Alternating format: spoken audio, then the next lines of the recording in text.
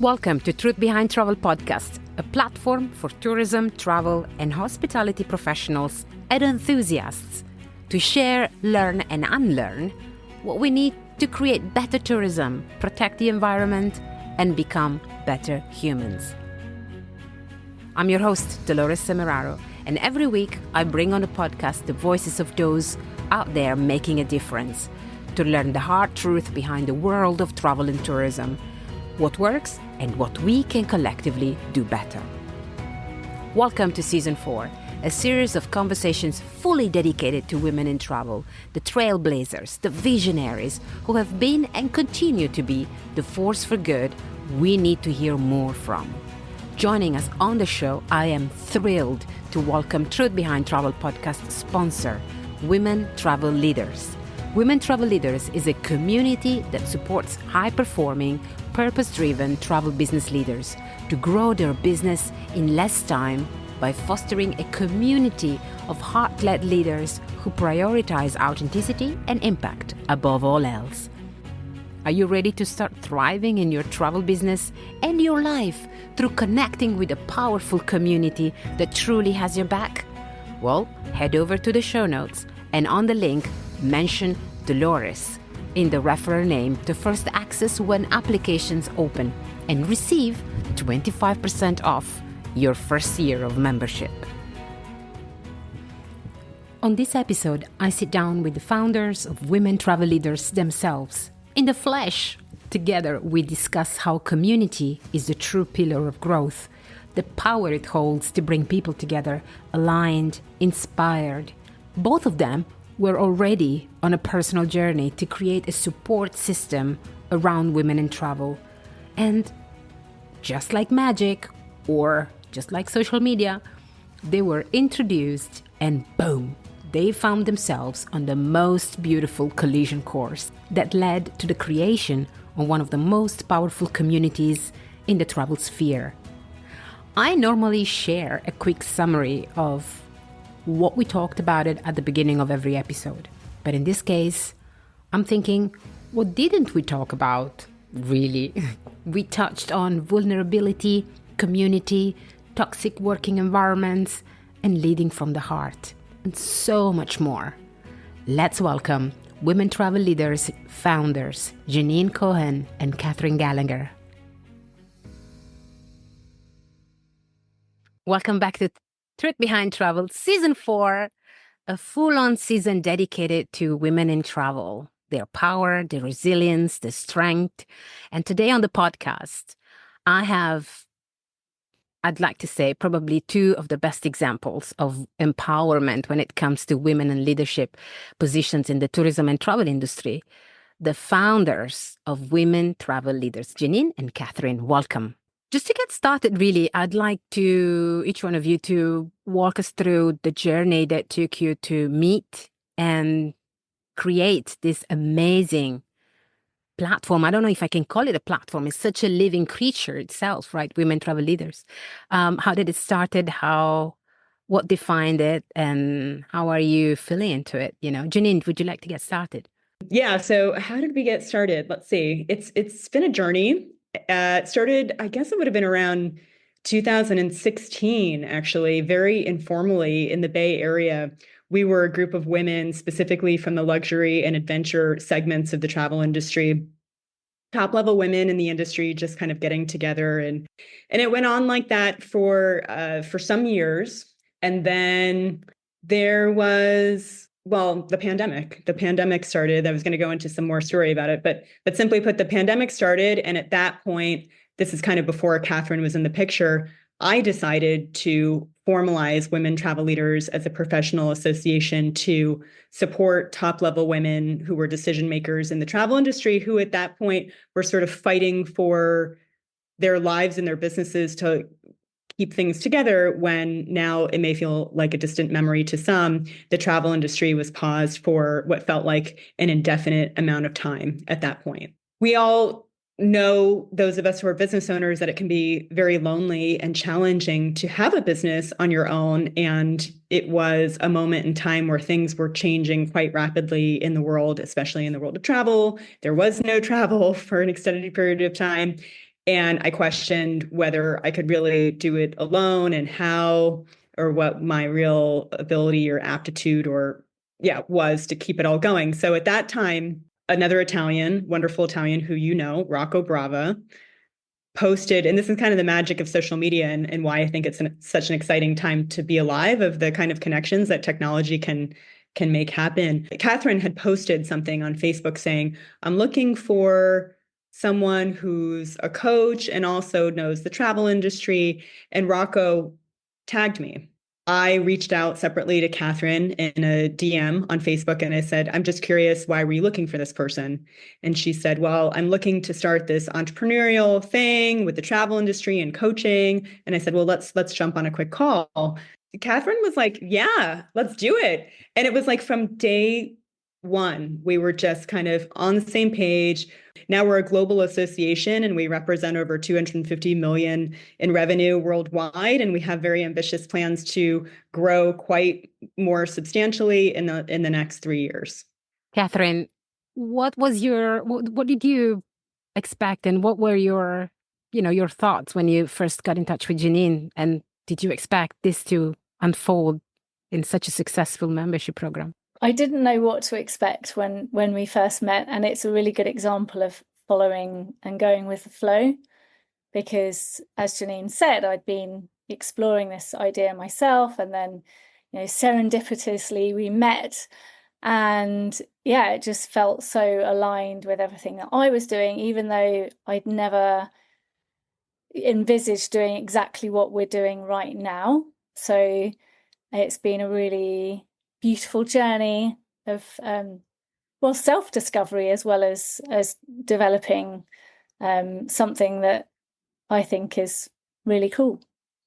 We were maybe slightly more focused on corporate organizations, and we now have found that we're attracting the smaller business owners, and now we're going back to the roots that Jennine created, where we're meeting a lot more in person now as well. So it's been really amazing to see how when I started and got involved, everything was very much online.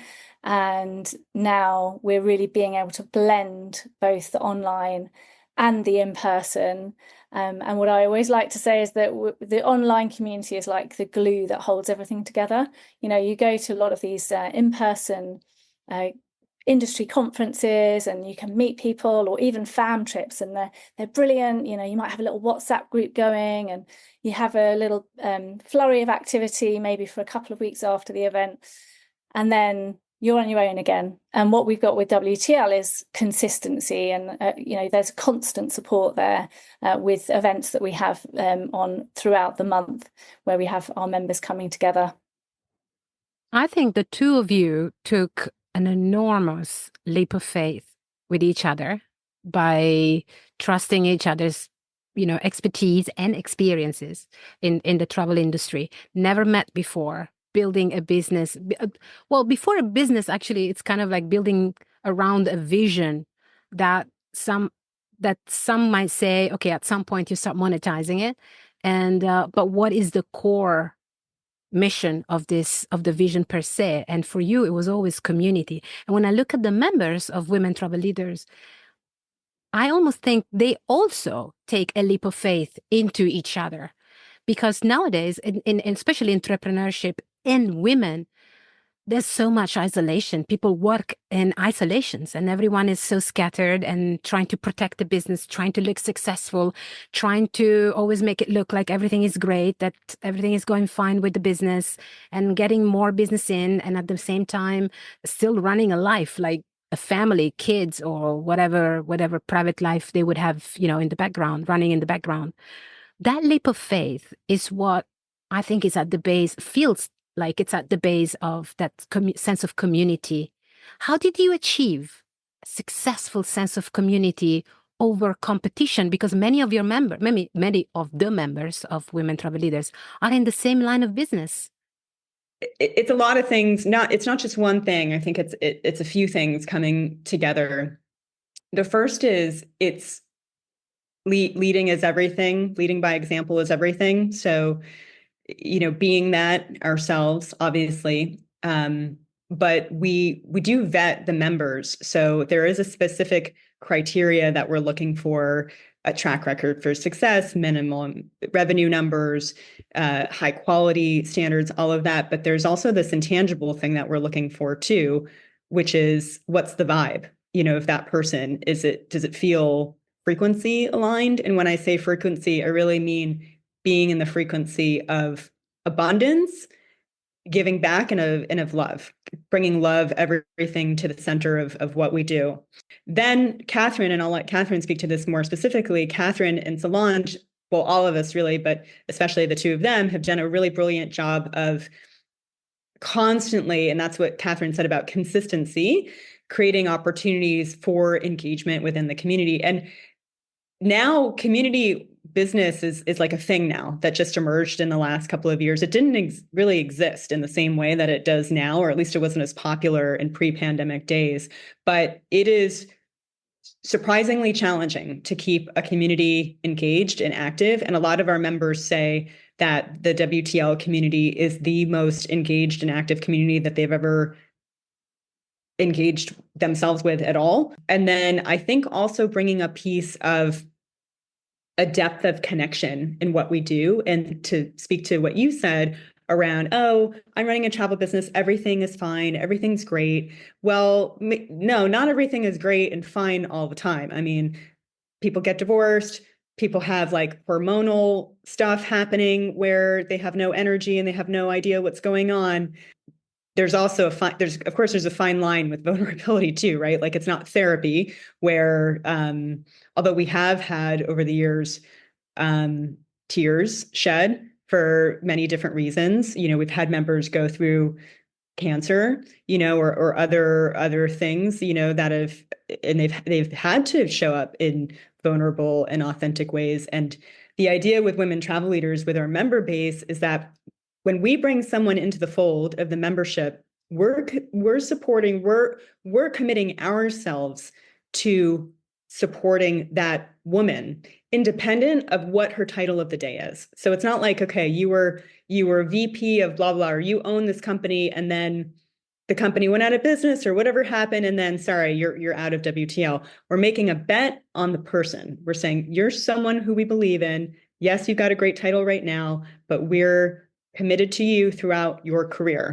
I like to think that there's, like Jennine said about abundance mindset, there's enough business for everyone. And actually, through what we're doing at WTL, we want to support our members to feel really values aligned, that the more you are aligned with your values, the more you're going to attract the right business for you.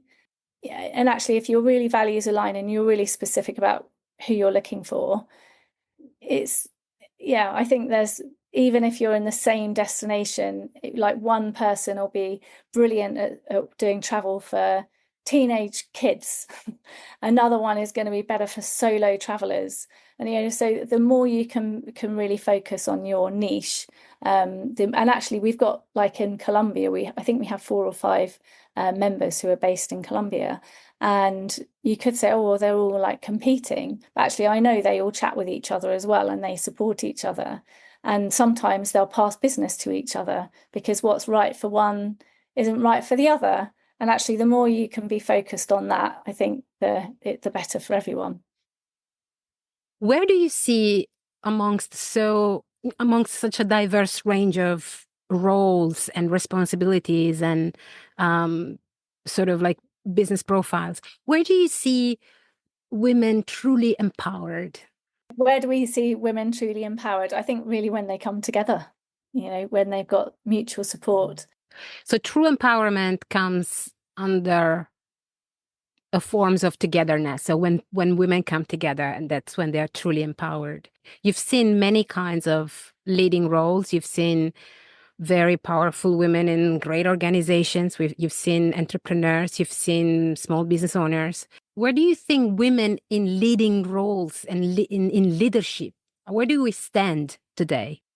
I think we can speak more succinctly to what we see in micro to small businesses, because that's the majority of our members are that, versus women working on the more corporate side of travel. But I would say in the travel industry, in general, at large, it's very well known amongst women that for those who don't own their companies, that there is still this kind of ceiling, the glass ceiling. Do people still call it that anymore, the glass ceiling, or is that like something from the 80s? What I think and what I see is, as a result of that, a lot of women say, well, screw it, I'll just start my own thing, But then they quickly realize that it doesn't matter how seasoned you are in the travel industry, that having your own travel business has a completely different set of challenges and also opportunities.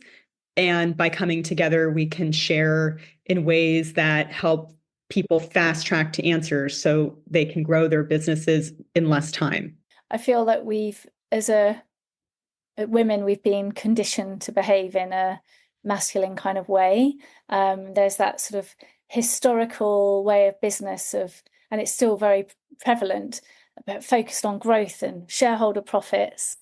And actually, I'd like to see that through what we're doing with women travel leaders, we're primarily supporting women, that we can help raise up women in using and really embracing their feminine qualities of leadership, and that will have a ripple effect out to the guys as well. And that my belief is that in the future, we need to have a world which is more focused on the feminine style of leadership, which is about collaboration. It's about thriving, not striving.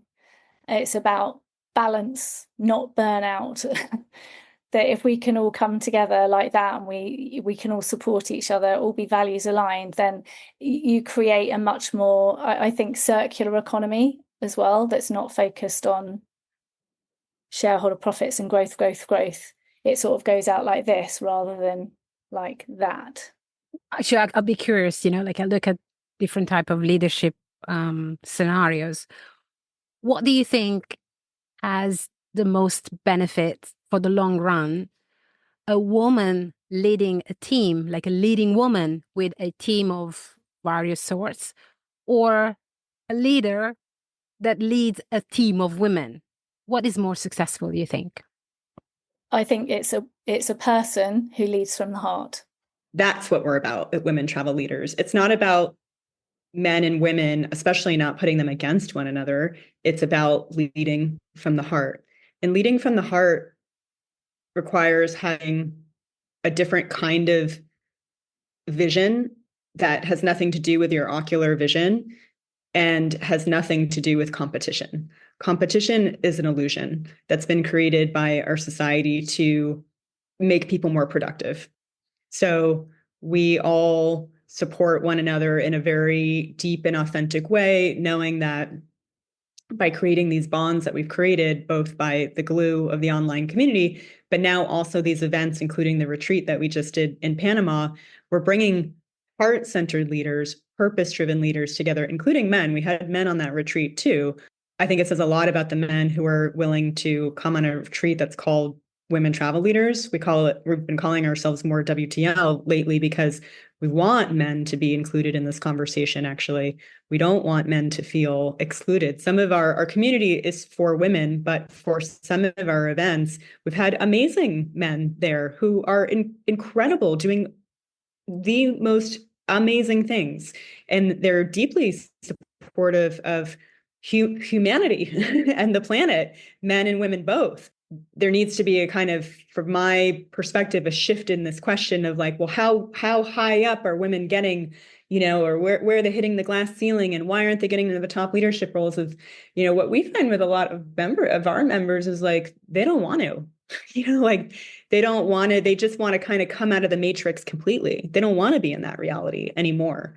They want to have a different kind of life that they're creating for themselves. And that's uncharted territory. So if you want to have a life that feels radically different from this kind of corporate speaker or all these voices that are put in our heads as we're growing up of what you should be doing or what you should want, then you better have a tribe of people who are also thinking aligned to come out of the collective narrative so you can chart a new path. And I'll add something as well around leadership and heart-centered leadership. If you could have a think about leaders that you've had in your life, or someone who you would think of as a great leader, and then reflect on what their qualities are. And we did this exercise recently, and everyone, the common theme was around, well, they were compassionate, they were a good listener. It's all the things, the soft skills that actually I would say they're the things that are about heart-centered leadership, and they're the things that take a good leader to a great leader. And that can be men and women, of course. I mean, I absolutely love the way Jennine put it in terms of the authenticity of the intention behind reaching out, the intention behind taking that leap of faith towards others, bonding rather than separating, rather than going opposite direction, and most importantly, being surrounded by like-minded people. How do you truly enable someone to lead from the heart? Again, I think we'll have different takes on this, but the thing that I was going to say is something that I picked up from the ATTA conference we were at recently, which is modeling is everything. Everything is modeling. So it's about how you can take heart-led leadership out into the world is through being a role model, by acting from that place, and then others will copy you. And then I'll let Jennine answer how you be a heart-led leader. She's laughing because she knows I'm going to give a more radical answer. You both know that I have become this last year a breathwork facilitator, which is breathwork is something I've been doing the last couple of years. I know from my experience of having studied this work now quite a lot and being a teacher of this, that there is no better way to drop from the head into the heart. We're in a very head-led society, a very rationally minded society. It's all about head and heart coherence. The science is really catching up with this. There's a lot of books about it now, and people are talking about it a lot in the world and in the world of leadership. But it's hard to really explain the power of breath work until you experience it, similar to psychedelics, right? And actually, this particular breath work that I studied, the people who teach it work also with psychedelics. So this sense of oneness, this feeling of oneness, the feeling that many of us are seeking, right, through whether it be through romantic partnership or a sense of purpose through our careers or anything else that gives us meaning, what we're really seeking is love, right? And that sense of embodiment, being the embodiment of love, is a different kind of love. And once you feel it, and it does come from the heart generates the strongest vibration that we can be in at all. It emanates, wide and far.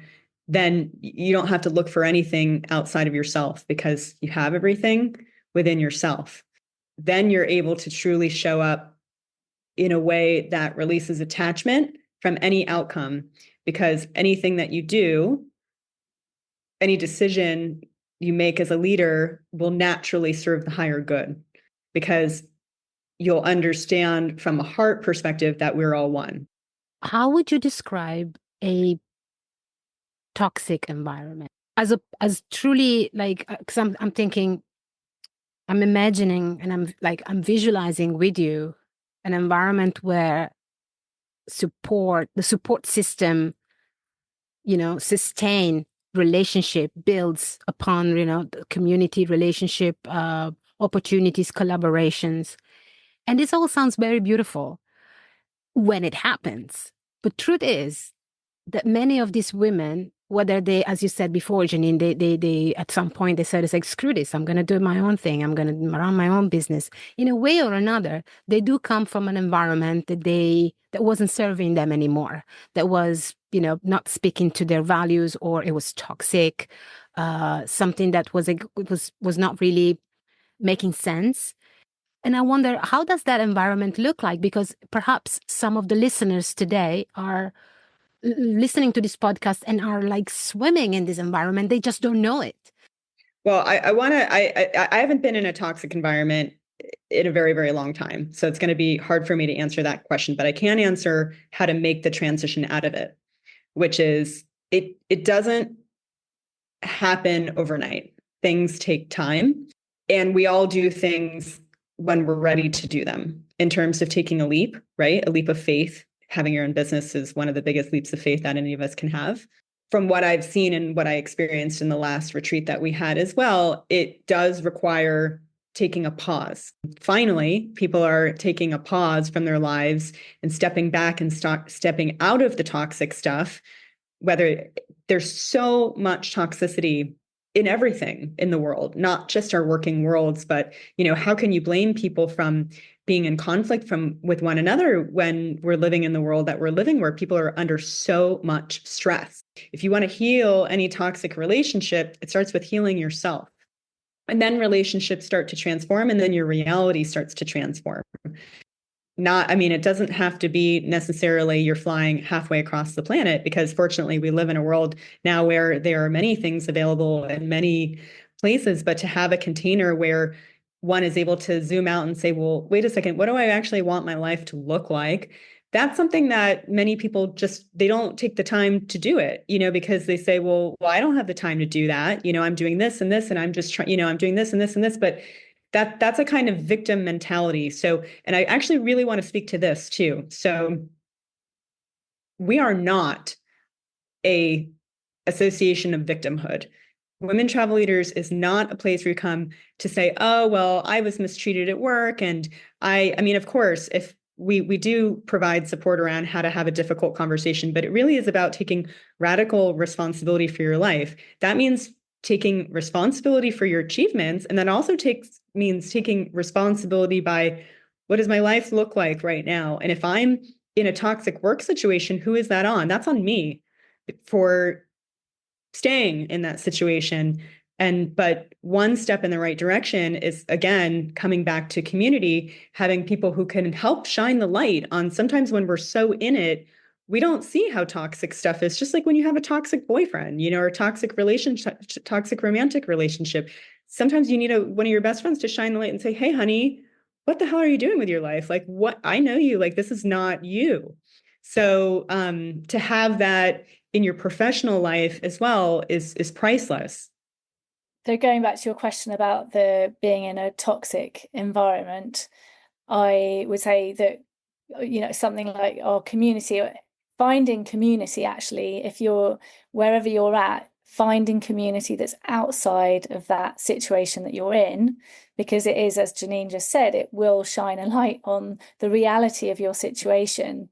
And it's only sometimes when you see the outside that you can reflect on what's happening inside, both personally, but inside your work environment as well. And then the other thing that I would always suggest doing is, it's gratitude. You've got to start with gratitude, thinking about all the things that you are grateful for, all the things that are going well, and protecting yourself. Again, we'll go woo-woo here, but you got to imagine, I'd say something sort of, imagine you've got something around you protecting you, that you are safe, and that whatever other people's behaviors are is their thing. Don't let it come into your sphere. So protect yourself, and you can do that through gratitude and leading with love. And the other thing that I say is around boundaries, and it comes up a lot in conversations within our community. And part of the boundaries thing is about self-love. It's the more you can start with, okay, I'm loving myself and what I need, then you can start to create those boundaries to protect you as well. But one of the other things to think about is, could it be you? Could you be the one that's creating? You might be listening to this. Could you be creating that? Because if you're a business owner, you're so passionate about what you're doing, and you have this sort of entrepreneur mind, and you expect that everyone else has that same way of looking at things, and they don't, and that's okay. And it's just taking that step back and appreciating that if you have people working for you, that in an ideal world, well, firstly, that you want them to be values aligned, but you can't expect them to operate in the same way that you do. And I think if you do, then that can create toxicity, because the expectations are pretty wild sometimes from a business owner's perspective. I think that's a great point that you made, and I want to add to it and share one of my own stories, if that's okay. Is it, Dolores? Yeah. So this is a story I've not really shared publicly either. So it'll be the first time I'm publicly sharing it on your It's podcast. just the three of us. No, it's just the three of us. Yeah. And all of the people, listeners. So this is going back like 10 years ago, right? When I was the managing director for Geographic Expeditions. And I'm just reflecting on what Catherine said and like a younger me, and also what I mentioned about how I think women are desiring to come in a different chapter of themselves, coming home to themselves, right? So like 10 years ago, I was going for this promotion and I thought I was like such a shoo-in, right? I'd been working super, super hard at this company and around the clock. And from a numbers perspective, I was the top person all the time. And I went and I applied for the thing and I didn't get it. And I was told by the CEO at that time that I asked why, because these promotions only came up like every 5-10 years. So why didn't I get it? I thought, I mean, I'm like totally more qualified than this other person who got it. And his response, which was really, I'll never forget, he said, Mike, who's the guy who got the job, he said, you have lots of ideas. Mike is just easy. And so we're going with Mike because he's just easy. Now I could, of course, in that moment in time, I was kicking and screaming and what the heck? And, I just was like, I was so like livid and upset. And I think that was kind of what planted the seed for me to sort of float away from the organization eventually. But you know what, looking back on it now, it was actually such a gift, those words, because I was fighting my way through my life and through my work, just fighting my way through, being a bit like not with the most emotional intelligence, being kind of argumentative, all of these things that were kind of a younger me. And now in this current chapter that I'm in, I have come to realize that there is a different way of leadership that, again, the woo-woo, that comes back to peace and love, always keeping centered no matter what is happening. That may mean that you don't have that corporate CEO job where you have to be a bitch, to be successful. For me, I've had to come out of my own ego, and it's taken, it's been like peeling the layers back of an onion of what does that even mean, this whole thing of success. And if success, Catherine said it really beautifully too, if our mission is to raise the vibration of the planet through heart-centered leadership, that sounds a lot better than fighting my way, to the top of some corporate ladder to try to get a promotion so I can be someone's boss and make a bit more money. I mean, who cares about that? I'd rather go for the gold, and the gold is the heart. Takes a lot more work, though. Takes a lot more work and a lot more patience, but things take time. It's a different kind of discipline to commit to oneself and to commit to peace and consistently. We do have quite a few members also who are in family businesses. That's a whole nother dynamic of potential toxicity, where you've got the business stuff and then the family dynamics layered on top of that, imagine. But we have actually seen some really remarkable turnarounds. I'm not claiming that we're responsible for those, because everyone has to do their own work. But I'd like to think that we contribute by providing a safe space where people can start to create a new pathway. And if you think of the future of women travel leaders, when you look at, I don't want to articulate the typical, interview questions like, where do you see yourself in 5 years? Da, da, da. But actually more of a visionary question, more of what's in the heart of women travel leaders moving forward. Where is this journey taking you and the members with you? Well, we want to grow, first of all. Why? Why do that? And it's so that we can provide even more support to our members through more focused conversations. So we have a large community now of a couple hundred people around the world, which will grow to 1,000 in the next 3 years.